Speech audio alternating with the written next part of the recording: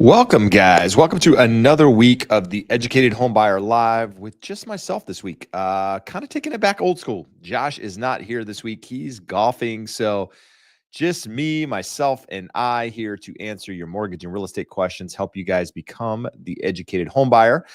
Do me a favor, let me know in the comments that you can actually hear me. It's always a good thing, because when you're talking by yourself, you don't have anyone to bounce it off of. Make sure you can hear me clear. Let me know where you're watching from, and then also start putting your questions in the chat. We're going to do like we normally do. We're going to roll through some charts, take a look at inventory, demand. We're going to take a look at basically what's happening out there with some different economic things, what's impacting both the rates, the housing market, all of that good stuff, so that you guys can make logical, not emotional decisions when going through the home buying process. But I got some feedback. I am loud and clear, so I appreciate you guys letting me know there. And also, again, let me know where you're watching from. So what I'm going to do is always what we always do, and that's jump into some charts here, take a look at them. And as we're doing that, again, start putting your questions in there. We'll get to them and help you guys, again, go through this home buying process with some logic. So let's go this direction right here. And so we're going to start out looking at inventory. Inventory tells the tale, and at the moment, it is telling us that there's more homes coming on the market. So we are back to 2019 levels with inventory continuing to climb, which is likely going to happen over the next couple of months. 768,000 single-family homes on the market at this time. That's up 1.5% from the previous week and 33% over last year. And with that, we saw inventory rise from 756,000 homes to 767,000 homes. That is our peak at the moment. That's where we are. But for context, taking us back to 2015, we had 1.124 million homes on the market. So slightly higher than where we are at the moment. Orange County continuing to see inventory rise, up 2.06% week over week. That's 4,556 homes. This is the highest level, again, that we've seen since probably 2019 as well. Huntington Beach sitting at 301 homes, and that's up 7.31%. I've got homes on the market, put 3 on the market last week. One of them has an offer, potentially a second offer. Well, there will be a second offer probably tomorrow. And then the 2 others are getting showings, but no offers yet. So there is buyer activity out there, but there's not the rush, the panic that we saw, a couple years ago. But inventory is continuing to grow. And so that means more options, more choices for buyers, which ultimately is a good thing. Now, the next chart we're going to look at is one that I like. This is active inventory showing you, what it looked like between 2019 and April of 2019 to April of 2022. Now, the areas in the dark brown are where inventory is 50% below, where it was back in 2019 compared to 2022. And those areas that are green obviously had inventory higher than the market at that time. So that was back in April of 2022. Now we look at the same chart and you can see April of 2019 versus April of 2025. Most areas here are pretty close to where we were back in 2019. You see areas of the Northeast, up near the Great Lakes, some of that area. There's spots kind of running through part of the West there where there's still some brown and inventory is low. But for the majority of the United States, starting to see more active inventory. Look at Nevada, look at Texas, look at Florida. Those states where inventory has really grown the most, 30% or so of the inventory at the moment that's on the market is sitting in Texas and Florida. So those areas have seen the biggest push in inventory. They hold the most, but they're also pretty big states with big populations relative to some of these other markets. But seller growth continues to grow over 2024. We had 74,000 homes go into contract this week. That's up 8.3% over where we were in 2024. We also have sales beating where they were this time last year. And it's not really because demand is strong, but one reason is last year was pretty weak this time of year because interest rates were essentially higher than where they are today. It's hard to believe because interest rates today are pushing that 7% number, but back the same time last year, interest rates were over 7%. So demand was subdued because of that. And because of that, we weren't having the growth out there in the market. So home sales for May will probably exceed 2024. So we had 74,000 homes went into contract this week. That's up 8.3% over 2024. And then the median price of pending sales is at $400,000, up slightly from last week, and just 0.25% rather above where we were in 2024. And then price cuts. So price cuts continuing to climb here. 37.4% of active listings have some sort of price cut. Again, it's all about context, right? You know, if a home comes on the market at $100,000 and somebody cuts it to 999 or 99,999, that's a price cut. A dollar difference is a price cut. So some of these aren't true price cuts, but there are some markets out there where you're seeing some sizable price cuts, and those are the markets that you probably want to pay attention to if you're a buyer. Remember, real estate's local, so it doesn't matter what's happening in Florida or Texas. If you're in, New Hampshire or Maine, where, you're still fighting competitively to get a house under contract, and vice versa. It doesn't matter what's happening there if you're in an area that's seeing a lot of available inventory. So this chart here is the 1-year change of home prices in America's 50 largest metros between April of 2024 and April of 2025. You can still see chart's very hard to read from my side, but Cleveland, Ohio, New York, Connecticut, a lot of the areas, Kentucky, was that? I can't even read what it says here. Providence, Rhode Island, a lot of that Northeast that we kind of talked about there, still seeing, home prices grow year over year. Whereas the markets that are suffering the most are those, Tampa's at the bottom, Austin, Texas at the bottom, San Antonio at the bottom. Those areas where we've seen the most inventory growth are those markets that are slowing down. Now, this is a chart that we're going to take a look at that has to do with interest costs. So this is one of the things that Josh and I have been talking about for the better part of 2 to 3 years. And one reason why we felt that interest rates couldn't get high and stay high for an extended period of time, because the higher interest rates we have, the more debt cost that the government is paying, right? They're paying more money on to service their own debt. And so as debt continues to rise, with interest rates moving higher, it costs more and more money to service that debt because it's growing and rates have been staying high.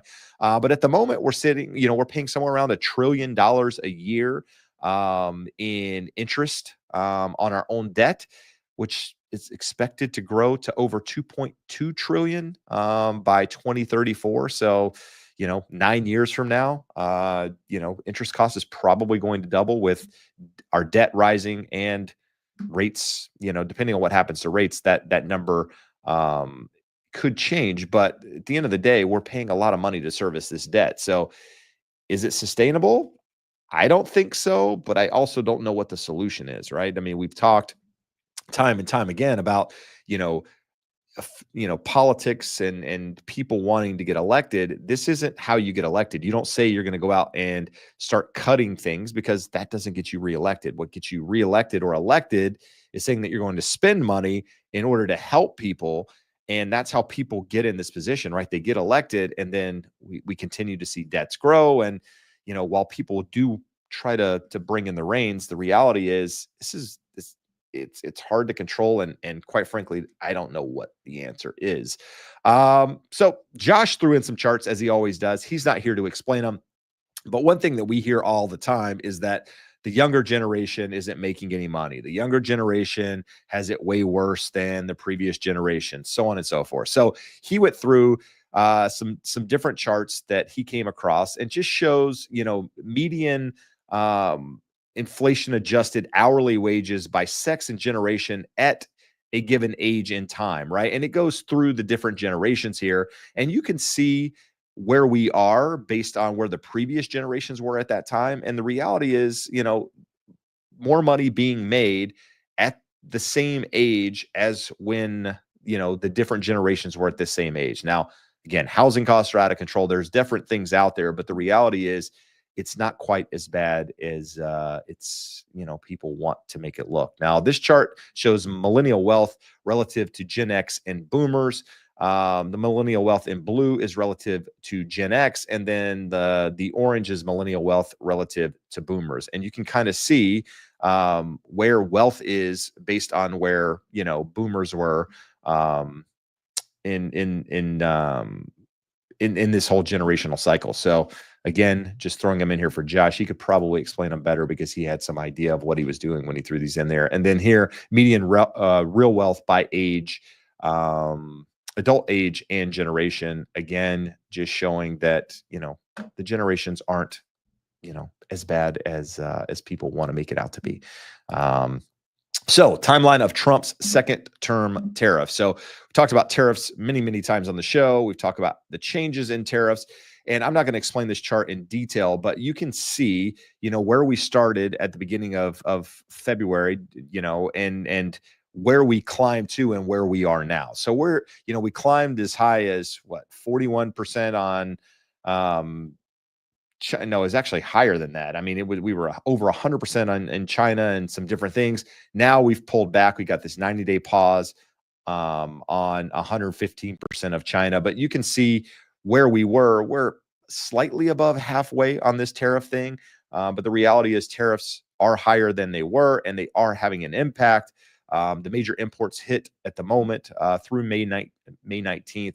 Big one is cars, SUVs, minivans. Next one's computers, phones, vehicle parts. A lot of that stuff is being impacted. So the reality is you're probably going to see, if you haven't already, if you're in the market for one of these, the cost is going to be higher than it has been previously just because of that, what we're paying on imports. So inflation is something we've been watching. Last week when we did the charts, we showed that what's falling off in May and June are basically zeros for inflation at the moment. Through May, where we have at the moment is they're expecting a 0.12 for May. So either way, that's if it comes in at 0.12, that's going to be rounded down to a 0.1, which either way means inflation is going to move slightly higher. You're going to see the headlines that inflation is still here, inflation is higher, so on and so forth. But a 0.1 annualized over, an entire year works out to be quite a bit less than 2%. So, we just have to give this time we just have to give time for this whole thing to work out to see where inflation is. But at the moment, we're not seeing crazy numbers come in with tariffs, with, taxes that are happening out there. And the reality is that stuff takes time. It takes months, weeks, months to work through the system. So it'll be interesting to see, to pay attention to this, to see where we are in a couple of months. Trueflation shows us at 1.91%. Again, this is a real cast, so they're taking everything into consideration. So that's under the Fed's target, but also understand that this jumped 0.7% or so since last reading that we had here. So there is a jump there in the Trueflation numbers. Again, you got to take it with context. This is something we'll pay attention to, not something that the Fed's making decisions based off of. This is the Fed GDP now for Q2. Last week we were sitting at 2.5, or the last reading we were at 2.5. We're at 2.4. Well above where we were in Q1. It's above the blue chip consensus. So again, this is something we continue to watch, but I think the next reading is in a week or so. So we'll get a better indication of what GDP looks like through May at that time. Now, this is a chart of the 10-year. I draw it a little bit differently than Josh did. I just started new, wiped away all the lines. And at the moment, the 10-year today closed over 4.6, which is the highest level that we've seen in quite some time. Not really a lot of data out there to support a higher move.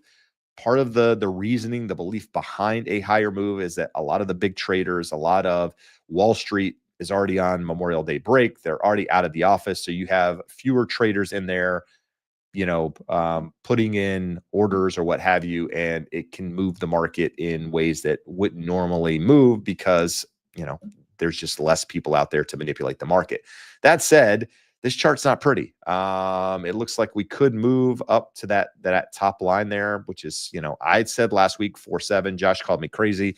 I think that we're pretty close to moving in that direction. But we'll see. I mean, one reason that interest rates haven't jumped well above 7% at the moment is because we've actually seen the spread on the 10-year actually come down a little bit. And so it's allowed interest rates to stay right at that 7% mark, which is where we are today, just over 7%. Last week, we were at 6.95 or so.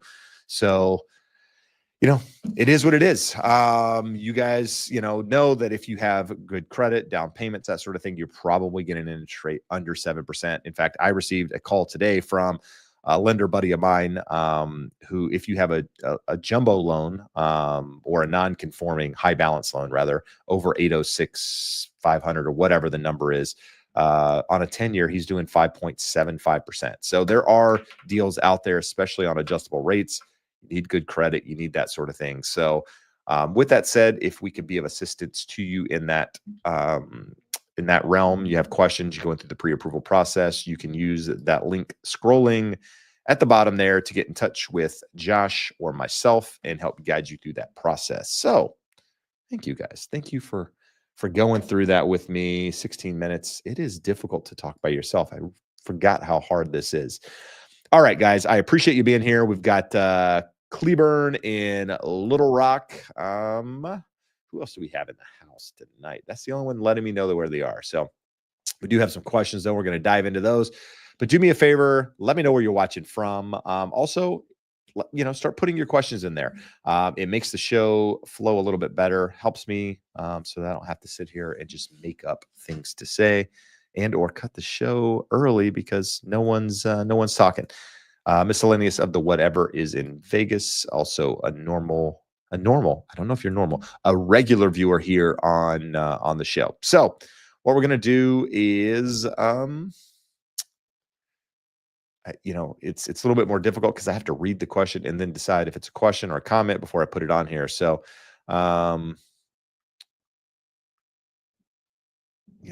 I'm just going to put things on here and read them so I don't look crazy just reading the screen.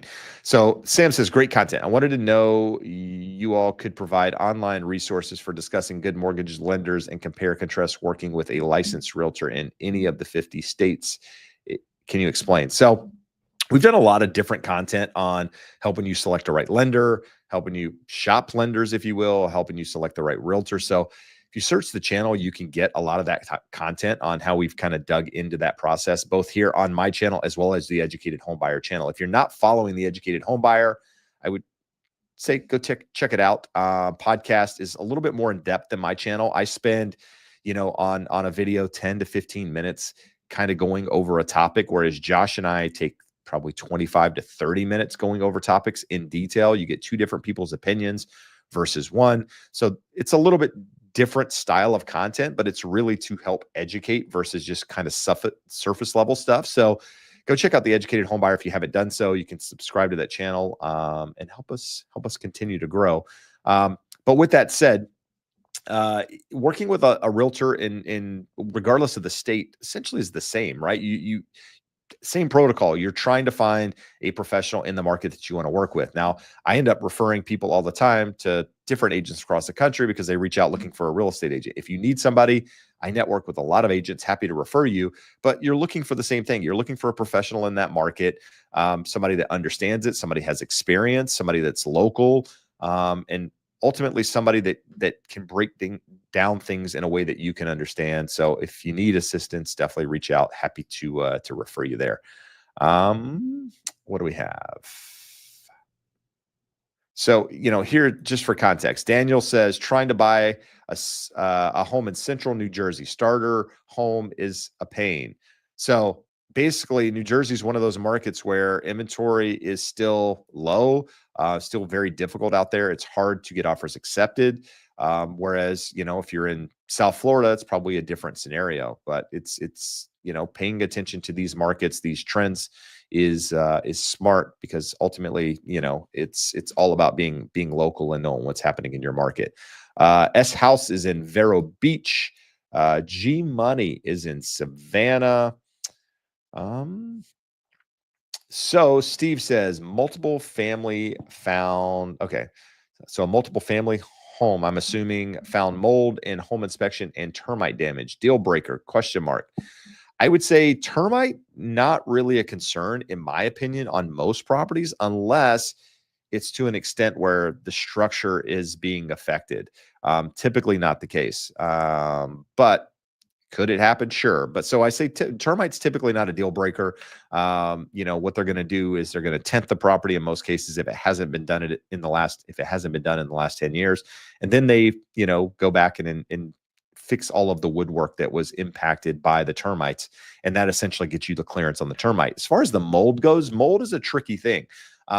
If it's just a little mold here and there, where a shower and there's some on a ceiling because there's not ventilation, that's one thing. If it's where water's been leaking into a wall for an extended period of time and mold is growing and it's black mold or some sort of dangerous mold, that's a whole different problem. And in my opinion, mold inspections can be one of these things that can be blown out of proportion in some cases. And in some cases, it's rightfully so. So it's very, very difficult to say. Like we had a property about a year ago from a client that was buying one here in Westminster. And when I could smell just the stench of like mildew in the house. So something didn't smell right. We got the mold inspection back, and basically every area that they tested, the levels were out of control. That for me is a red flag. I would be out just because of the potential harm it can do to your body. Whereas if you got levels that are slightly above and it's only in one controlled area and it's, easily fixable, then I don't know that it's that big of a deal. But there are people that out there that have allergies to this sort of thing, that have real health issues pertaining to mold. So it's one of those things that I don't take it lightly, but also don't blow it out of proportion either, if that makes sense. Heather is in Inglewood. Thanks for being here, Heather. Steve also followed up, when is buying season over? So buying season is really never over, but the spring buying season is kind of over right now. We're moving into summer in a lot of markets out there. A lot of kids are getting out of school, especially on the East Coast. My kids don't get out of school until mid-July, the 18th. So we're kind of later in the season. I think we're probably the latest district in Orange County that gets out. But we're starting that summer season, right? Planning vacations, people are out of town, that sort of thing. So overall, this is a slower time of the year. Compared to last year, it's probably going to be pretty much in line when you see the year over year numbers, just because of where rates are now versus where they were. But understand that rates started to come down towards the middle end of last summer and things started to pick up a little bit. So depending on where rates are at that time, you could be, performing better year over year with some numbers, and then all of a sudden it changes. But we'll be here every week to give you that update. G Money says, is there anything the feds can do to temporarily help lower mortgage rates? Yeah, there's a lot the Fed can do, but unfortunately the Fed is not going to do that. The Fed is in a position where they are seeing the economy still grow on paper. GDP again is, the first quarter was negative. Now we're showing 2.4 on GDP. We're seeing employment numbers continue to come in fairly well. Unemployment numbers are still in line with where they want to be. So they're not seeing a huge slowdown in the economy, something that would warrant them lowering the Fed funds rate. So probably going to stay higher for longer, which means you're probably not going to see a big move in mortgage rates. They could have an impact, but the reality is they're not going to do anything to stimulate the economy, because if they try to stimulate the economy now, what happens is, lower rates help stimulate growth to the economy, which in turn has more people spending money, businesses borrowing money, people spending money. Guess what? That goes to inflation. Inflation starts to go back up, then we have that problem again. So inflation is still above the Fed's target. The employment numbers still look good. You're probably not going to see any real moves in mortgage rates. There was a prediction for the Fed to lower the Fed funds rate, and I think June was the first rate cut. I think Bostic came out yesterday and said he sees a world where maybe there's only one rate cut this year. Again, I take that stuff at face value because you don't, we're 5 months into the year. There's still 7 months remaining. A lot can happen in 7 months where the Fed changes their plan. But at the moment, I don't see a reason for them to do much, quite frankly. So,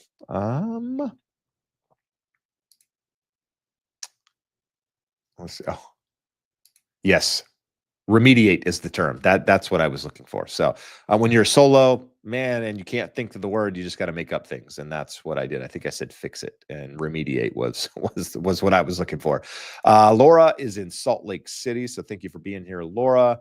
Let's see.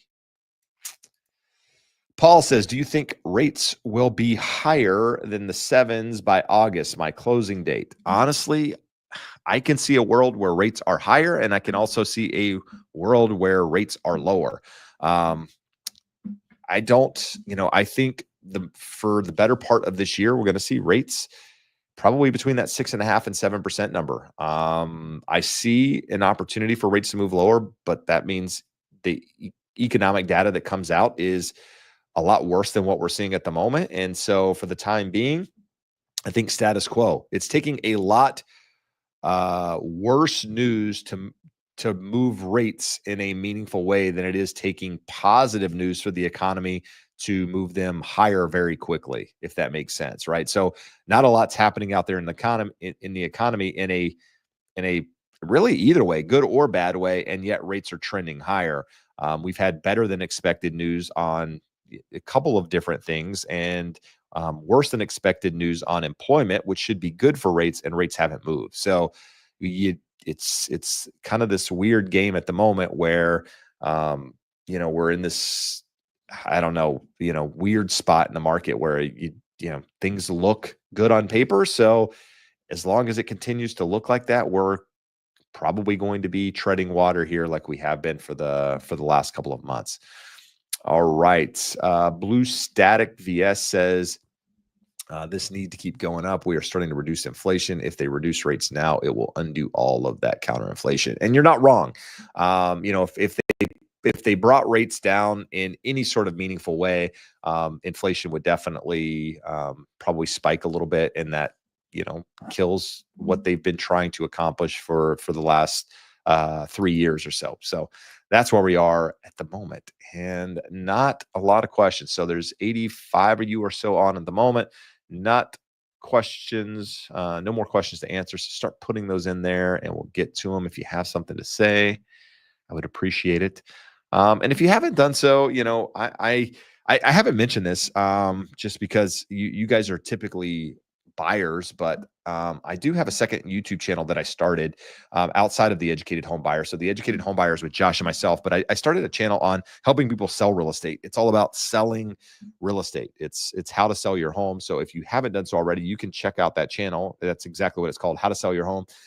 Just kind of walks you through the process, the things that you need to be thinking of as a seller when going through that process. So if you're somebody out there that is considering selling, really good place to start. Kind of go over those things to help you get top dollar.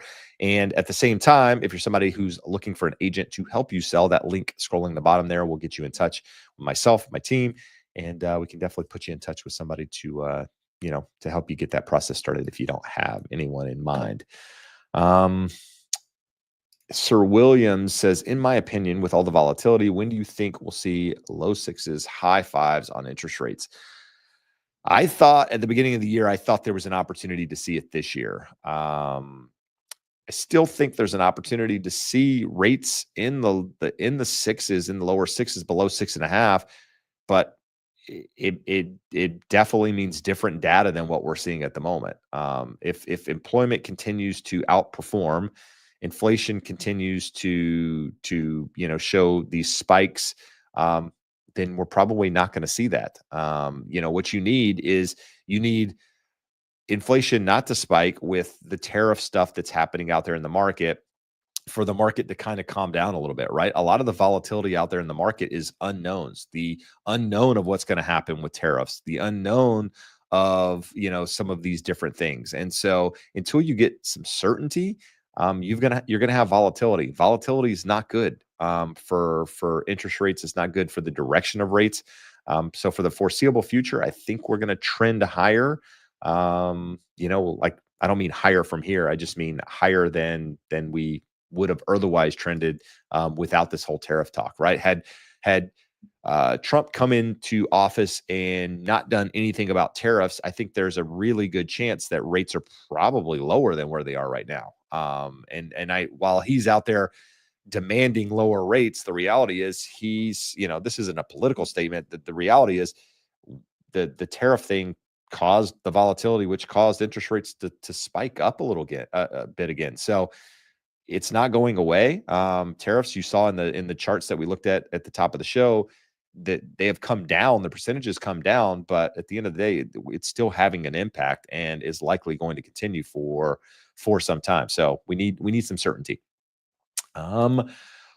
Augustine, oh, no, that's not that. There we go. Augustine. What info do you have about the housing market in Columbus? I don't have anything about the housing market in Columbus other than that chart that I showed at the beginning of the show, which was this one, right? Let me put it up there.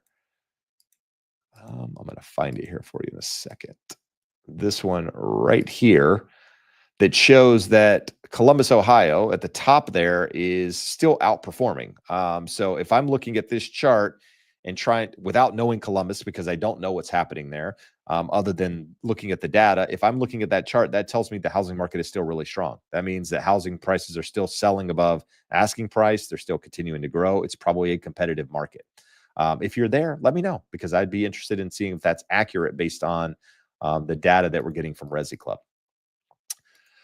JM says, I close on June 30th. Builder offering $15,000 and a 7 1/8% interest rate. Should I use for buy down or closing costs with a 2-1 buy down with whatever is left? So, I personally don't like buy downs, but that's me. Buy downs are one of those things you're temporarily buying down the rate with money. All you're doing is subsidizing the payment with the money that you're using there, right? That's all that's happening. And so if you believe that interest rates are going to trend down in the future, I would rather you use that money towards closing costs. And then that way you don't have any sunk costs on an interest rate. If and when rates move down, you can refinance without having to think, well, I have this buy down now. Does it make sense? And starting to go back and forth. Now, the caveat is if interest rates stay at 7 1/8 for the next 2 years, then your buy down might have made sense. Hard to say. I don't think that we're going to be at this level forever. But again, I don't have a crystal ball either. So you got to do what's right for you. But either way, I would personally be using it for closing costs if it were me in those shoes. Jed is dropping some truth. So Jed is not me. Jed is me with a different letter at the end of my name, in case you were wondering. But I think he was talking about me either way. So I'll take it. I'll take that. All right, guys, we are 33 minutes into this show, and you guys do not have any additional questions for me. So that is a problem, because otherwise we either sit in silence or I just ramble about nothing. Let's talk about my face for a moment. So typically I have a beard, at least something there. Today was a problem. Went to shave this morning, not shave, went to trim the beard. Guess what? Clippers got jammed. Started like making crazy noises, pulling hair. I didn't have an option. I was like halfway done. The other side I couldn't do. I had to cut ties, guys. I had to lather up shaving cream and shave the face. It's the first time I've had baby face. I look like an old man. But first time I've had baby face like this in quite some time. So wife's not digging it, getting a lot of questions as to why. It was merely an accident. I will not let that happen again. But MF apologized, said Jeb. No apology necessary. Appreciate you. Steve says, how soon do you see the market shifting to a buyer's market? I think in some areas out there, it is a buyer's market. Not everywhere. It's definitely more balanced, but I think it's pretty close to a balanced market in a, take the Northeast out of the equation because again, that market's crazy at the moment, still low inventory. Most areas, I mean, here in Orange County, technically, if you look at it, it's not a buyer's market, but I'll tell you that there are opportunities out there that favor buyers in this market more so than sellers. So I think as we move through summer, if rates stay here, that it is going to continue to trend in that favor. So just give it a little bit of time, and you're probably going to see more opportunities out there. Just you need sellers to cooperate and be realistic at the same time. So we've got, let's see here. Got Paul. Paul, what is Paul saying? Paul is KB is giving me $25,000 in incentives to buy down or use towards closing costs, but the lender is charging almost $22,000 for closing costs. So here's the thing: a lot of people lump in closing costs, right? I'm guilty of this. When I say closing costs, a lot of times I'm talking about title fees, escrow fees, prepaid taxes, your impounds, all of that. Those technically aren't all closing costs. Some are prepaids. But what's included in that 22,000? Are you paying points to buy down the rate? Are you paying processing fees? Anything in box A is going to your lender, right? So look at box A on the loan estimate. That money is essentially going to the loan company who's doing your loan.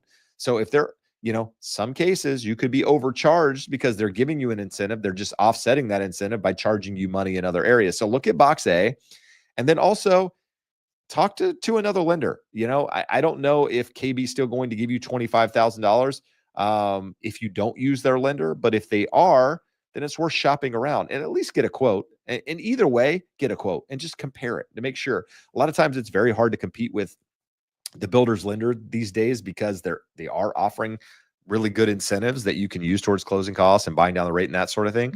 But just understand, you need to figure out where that 22 grand is coming from. I would say, reach out, you can reach out using that link that's scrolling right there, or you can email info@theeducatedhomebuyer.com, info@theeducatedhomebuyer. Send us a copy of the loan estimate. Josh will actually review it, and he'll get back to you and just tell you, hey, this is what it is. And you can see, know exactly where the money's going. Can you put a link to the new channel on how to sell real estate? I'm getting old and it won't make it and it'll make it easier for you. I will. I think it's like youtube.com/ @Jeb Smith HB, I think is the channel name. Jeb Smith HB is what to search for. So hopefully that's helpful versus me putting in the link. Do you think the lender is taking advantage and wants to eat up most of it? Could be. Like I said, it could be, but without seeing that loan estimate, I do not know. I already answered that one. See, look at that. 10 years younger, Heather says. 10 years younger. Thanks, Heather. You know my Whoop age? So you guys, I don't know if you know what Whoop is. So Whoop is this fancy little thing on my arm, measures my health. I've been wearing it for over 5 years, almost 6 years I've had this thing on. And it measures my sleep, it measures my strain, it measures all these different things. Well, I just got the new one. And part of the new one is that it gives you a Whoop age based on all of the metrics that it measures, right? Looks at your blood, it looks at everything. And guess what? It says I'm 35 years old. My wife doesn't like to listen to this, but it says I'm 35. I'm actually 45 years old. So it says I'm 9 years younger, guys. So now I'm going to start telling people I'm 35 based on my Whoop age. And that's what I'm going with. So you're saying I look 10 years younger. Whoop is telling me I am 10 years younger. Something to be said here, guys. I think there's a trend and I'm going to go with it. But with that said, if you're not wearing a Whoop and you want to wear one, reach out to me. I can get you a discount code. And I'm not sponsored by them, but we both get something. So it could be helpful. But I love it. I think it's great, especially if you're into fitness and want to see, if you're a data person. All right. Let's see what we got here. Hold on one second. I'm having an issue with charts. What is going on, guys? Sorry, I gotta change something.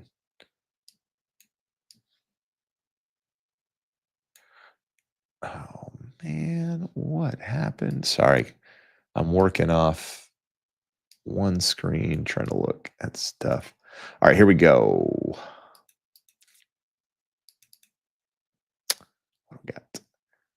All right, I answered that. I answered that. Heather told me I was 10 years younger. I appreciate you there.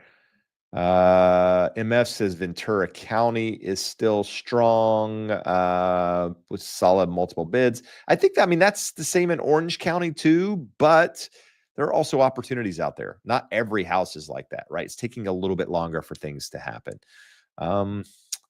Willing, did I ever consider radiology as a career path? I did not. I did not want to spend another 4 to 8 years in college in medical school, nor was I probably as smart to be able to get in there. But I do have a friend who's into radiology. I mean, she's a radiologist and a partner in a practice. And looking at what she does, I probably should have been a radiologist. You know, I want to be, the guy that does the epidurals. Like those guys are the real winners in this whole medical field. Anesthesiologist. That's the real game changer if you want to be in the medical practice. High risk, high insurance, but it's one of those jobs I'd like to have. Alfredo, if I send your address of a house, would you please let me know your point of view? If it's in California, in my market, I can give you some thoughts. Outside of that, it's very difficult for me to do because I don't know the areas and the markets well enough to be able to guide you, but you can give it a try. Let's try it. Send it to me and we'll see what happens. Let's see here. Is rent in the OC trending up? So I don't think it's trending up. It's probably flat for the most part. It depends on the price point, right?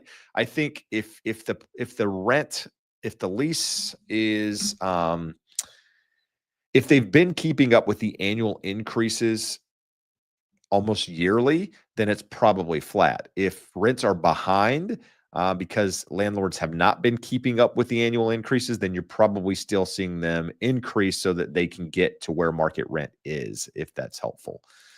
Scott, is a good time to sell a house? Are you expecting a house market collapse? Is it a good time to sell a house? Could be. Could also be a bad time. Depends on what your goals are, Scott. It's, what you're trying to accomplish. What do you just did a video on this. It's coming out next week on the other channel. And I talk about, why you should not sell your home. If you're selling because you're chasing the top or what have you, then I think that's a terrible idea because, take it back to clients that I had in 2019 that sold because they thought we were at a top. They got priced out of the market. They still do not own a home today because prices shot up.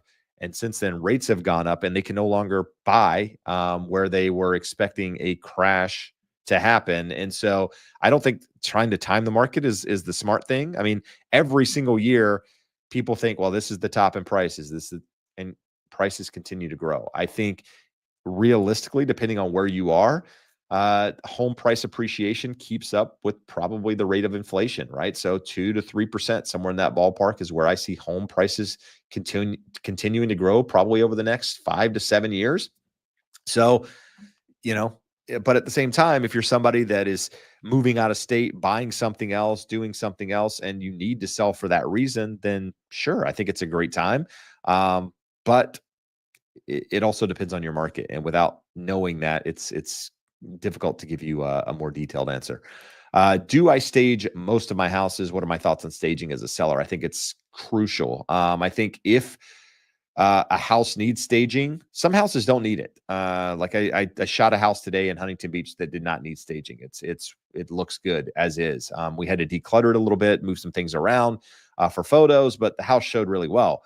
On the other hand, I have a house coming up in Cyprus in next couple of weeks that's going to be vacant. We're going to stage that house because it's going to show a lot better with staging versus not. I've done videos on that other channel too about staging, showing you before and after photos. It makes a difference for the cost. It pays for itself every single time. So I would 100% stage. I would even do it on my own house if if it were me selling, if I didn't think my furniture fit. So just a heads up. Sir Williams, what is paid by others in box A? Nothing. Everything in box A is paid by you. Box J can have credits in them to offset some of the things in box A. But at the end of the day, box A, everything in box A should be considered points. Doesn't matter what they call it, whether it's, discount points or points or processing fees or encompass fee, whatever they want to call that fee, just say it's a point. Everything in there added up is what you're paying in points for that loan. So, but again, if you're getting credits, if you're being promised credits, that comes in the on box J if you're being offered that. All right. Willing says, my birthday is next Tuesday. I'll be 35. Should I be concerned about more body aches? Not at 35. 40, it's crazy. Everybody says 40, it happens. 40 for me, it really did happen. It happened during the pandemic. I turned 40 March of 2020 when the pandemic happened. And that's when everything really started at my back. Everything started bothering me. So there was something to be said about that 40 number, but it's only a number. Just keep pushing forward. Keep pushing forward. Miguel, I'm purchasing a manufactured home. New, would you still recommend home inspection even though builder does their inspections through them? So I like getting my own home inspection. Understand that the builder's inspector works for who? The builder. So I like doing my own home inspections on new construction because these inspectors will find things that typically the other builder, the builder's lender or inspector might not find. It's going to cost you, a couple $100 to do it, but in my opinion, it's worth it. So to each his own. You have to decide what's right for you. But that's the way I would go if it were me. All right. Let's see. What phase does title, deed, ownership, buy down, and closing costs fit in the right timeline for purchasing a home on a first-time home buyer? What phase does title, deed, ownership, buy down, and closing costs fit? I'm not sure I understand the question, Sam. So if you want to put that in there and maybe explain to me what you're asking exactly, I'll try to help answer it. Do I think rates are in a bubble currently? No, I don't think they're in a bubble. I think there's reasons that interest rates are high. Could I see an environment where they move higher? Potentially, I do see an environment where they could move higher, but not a lot higher. I see an environment where they move lower too, but also not a lot lower. So I don't think they're in a bubble at the moment. I don't see that happening. Undone. Process of closing on a new construction, moving from California to Texas, 1 year buy down, 4.99%, then jumps to 5.99 for year 2 to 30. Disappointed the 4.99 isn't for 30 years, but let's see here what's happening. But still happy. Yeah, I think you should be happy. At the end of the day, if you can keep a 5.99 in this environment, I think there's reasons to be happy with that. That's a pretty solid interest rate, no matter how you cut it. All right. I am really having trouble over here with this screen. 1 second. All right.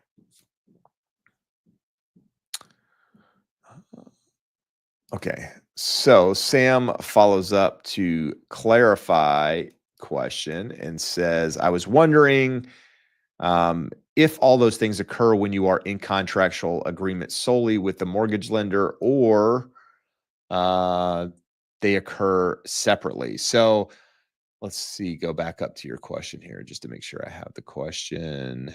And you said, here we go. What phase does title, deed, ownership, buy down, and closing costs fit into the timeline? So the title's going to happen. Title's going to get ordered when you're going through the process, right? It's going to happen. Here in California, we have an escrow company. Escrow typically orders the title report, right? The title from that the seller pays basically ensures a clean title, right? But if you're getting a loan, the lender is going to want to make sure you have a lender's policy on that. That's going to happen through the escrow process. Not really something that you need to concern yourself with, but it is smart to pay attention to the title just so that you can see if there's any easements, anything happening that you should be aware of. And again, any liens on that title should be taken care of prior to you actually owning that property.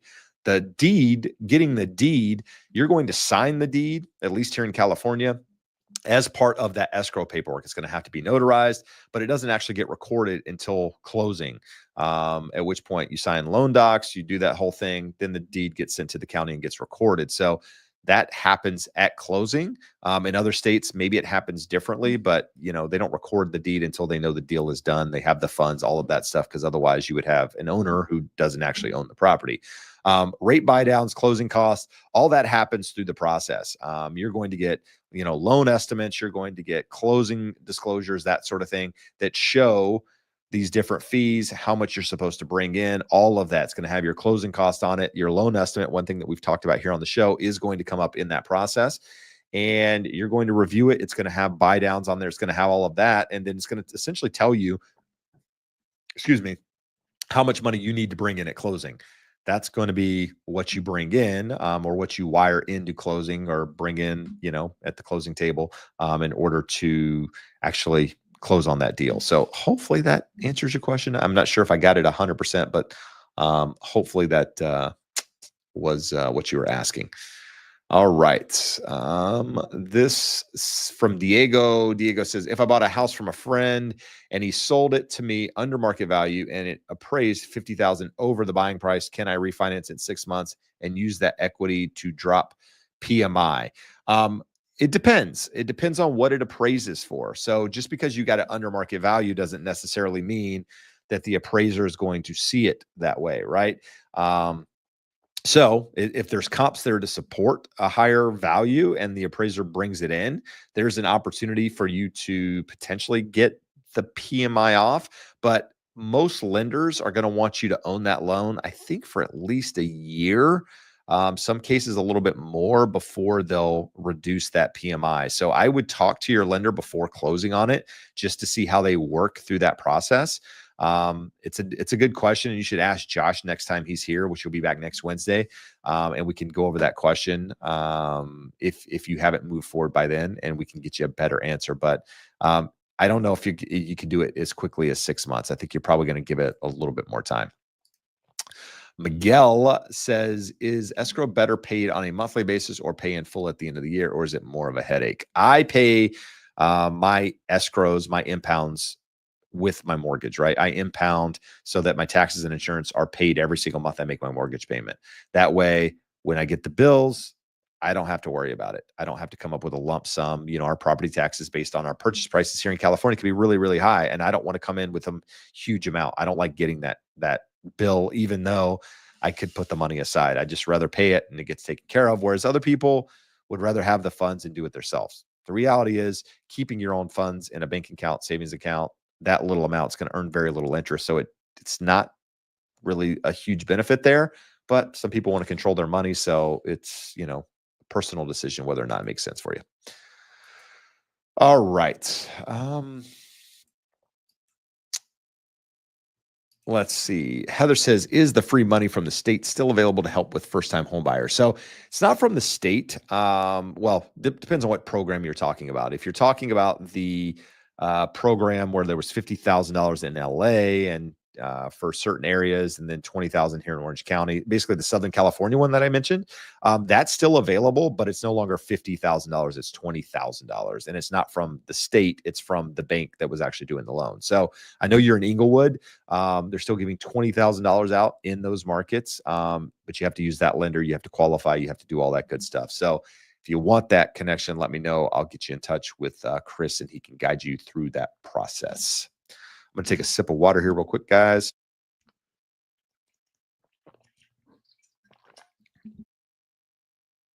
Because I've been talking for an entire, well, not quite yet, 50-something minutes. So again, yes, that program. So Heather, reach out. I'm happy to get you in touch with Chris if you haven't talked to him already, and see what you qualify for. We actually closed one in Compton. When was that? Probably 2 months ago. And he got the 50,000. It was great. $50,000 of free money, and it was awesome. But now it's been reduced to 20 grand. Okay, here we are. If you're finding any value tonight, I know I'm here by myself. If I've helped you at all, do me a favor, hit the thumbs up. consider subscribing to the channel if you haven't done so already. And check out the Educated Homebuyer. The podcast we did this week just kind of shows the home ownership over a 30-year period of time versus what the stock market has done.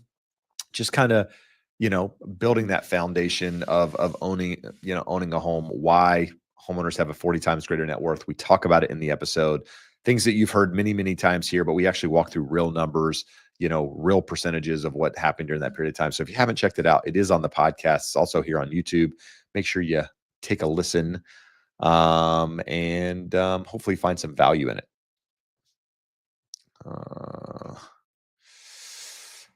Jay Beltrain is asking if rates are going to drop. It's insane.